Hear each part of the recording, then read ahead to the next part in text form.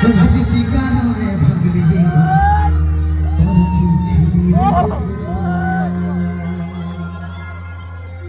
ও তুই সামিরি ঘরে গেলে সাথী সুখে বারে বারে মনে পড়ে তোরে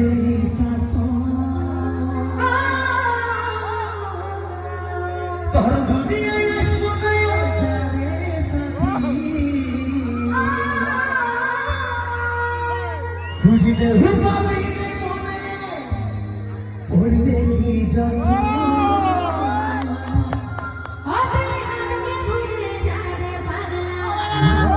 জড়